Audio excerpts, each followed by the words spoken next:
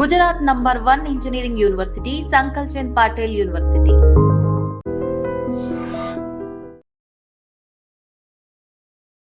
తిరుపతి జిల్లా సత్యవేడు మండలం రాసపాలెనికి చెందిన హేమశ్రీ అనే విద్యార్థిని ఇంటర్ మొదటి సంవత్సరం చదువుతోంది. ఈ జూనియర్ కళాశాలలో తమ బిడ్డను ఇబ్బందులకు గురి చేస్తున్నారని ఆమె తల్లి ఆరోపించింది.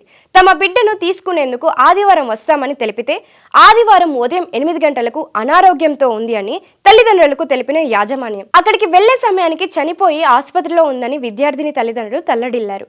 ఈ నేపథ్యంలో వారున్న జూనియర్ కళాశాల యాజమాన్యం తలుపులు వేసుకొని పరారైందని విద్యార్థి సంఘాలు, విద్యార్థిని తల్లిదండ్రులు సంఘటన స్థలానికి చేరుకొని ఆందోళన తెలుపుతున్నారు. విద్యార్థిని చనిపోయినా కూడా కళాశాల యాజమాన్యం కనీసం పోలీసులకు సమాచారం ఇవ్వలేదు. ఫోన్లు కూడా ఆఫ్ చేసుకొని వెళ్లిపోయారు. తల్లిదండ్రులు మాత్రం తమ బిడ్డ మరణంపై అనుమానాలు వ్యక్తం చేస్తున్నారు.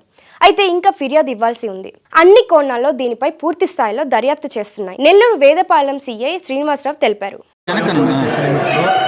వనంతోపు దగ్గర ఆర్ఎన్ఆర్ ఇంగ్లీష్ మీడియం స్కూల్లో ఇంటర్మీడియట్ ఫస్ట్ ఇయర్ చదువుతున్న హేమశ్రీ అనే అమ్మాయి. ఈ అమ్మాయి తిరుపతి జిల్లా సత్యవేడు మండలం రాసపాలెంకి సంబంధించిన అమ్మాయి. ఇంటర్మీడియట్ ఫస్ట్ ఇయర్ ఎంపీసీ చదువుతూ ఉంది. ఈ అమ్మాయి చనిపోయింది, వాళ్ళ పేరెంట్స్ వచ్చారని నాకు కోర్టు టౌన్ సిబ్బంది పోలీసు ఫోన్ చేస్తే మేము ఇక్కడికి వచ్చాము.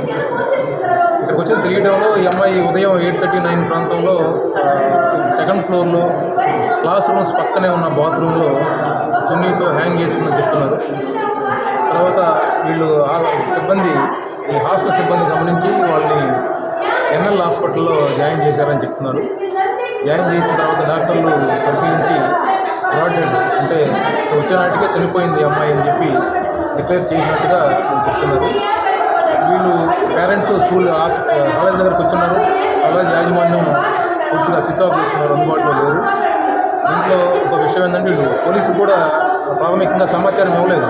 9:30 ఫోన్ చేసి కొంచెం ప్రెజర్ పెడుతున్నారు కాలేజీలో అని చెప్పి సరే మేము వచ్చి మాట్లాడుతున్నాను అని చెప్పాను.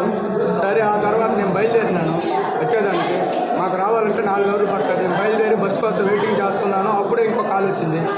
కాల్ వచ్చేలా మీ పాపకి సీరియస్ అయింది, మీ పాపకి సీరియస్ అని చెప్పారు. సరే బయలుదేరి వస్తున్నాను మేడం అని చెప్పాను. ఆ తర్వాత నేను ఫోన్ చేస్తే ఎవరు ఇదే అవ్వలేదు. ప్రిన్సిపాల్ కాలేజ్ కరస్పాండెంట్ వార్డెన్కి అందరికీ ఫోన్ చేస్తాను, ఎవరు కాల్ ఎత్తలేదు. అర్థం చేసుకోదమ్మా, వాళ్ళు అర్థం చేసుకోరు చెప్పేది అనేసి నన్ను టార్చర్ చేస్తున్నారు. మీరు రండి అని చెప్పింది సార్. 8 గంటలకు ఫోన్ చేసి నా బిడ్డ బాగా మాట్లాడినప్పుడు మాట్లాడి అప్పుడు లాస్ట్ పెట్టేటప్పుడు ఏడుస్తా పెట్టింది.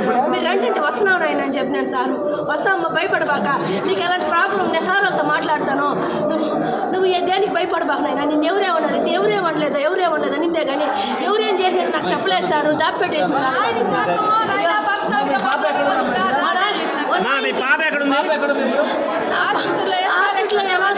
అనాథసేవలా కేసేస్తున్నారు సారు. 8 నుంచి 8:30 దాకా మాట్లాడింది. వార్డెన్ మేడం కూడా మాట్లాడింది. ఏం మేడం అంటే ఏం లేదు, ఇంటి మీద బెంగ పెట్టుకొని ఏడుస్తుంది పాప, మీరేం మరీ ఇవ్వబాకండి, మేము చూసుకుంటాం అని చూసే తప్పేసారు సారు. నిజంగా ప్రస్తుతం ఉన్నటువంటి సమాజం దేనికి ప్రయారిటీ ఇస్తుంది? ఆర్థిక సంబంధాల చుట్టూ మాత్రమే తిరుగుతుంది. మళ్ళీ ఎన్నికలంగానే చాలా విరక్తి కలుగుతాం. మంచి అనిపిస్తుంది కదా, లేడీస్ కూడా ఛాలెంజింగ్ జాబ్స్ చేసినప్పుడు చాలా బాగుంటది. ట్రాఫిక్ అసిస్టెంట్స్ గా నియమించిన ట్రాన్స్జెండర్స్ అందరితో సాల్యూట్ చేయించుకుంటున్నారు. ఫుడ్ డెలివరీ ఇవ్వటానికి వెళ్ళినటువంటి డెలివరీ బాయ్ అనిల్ పై కళ్ళ ముందు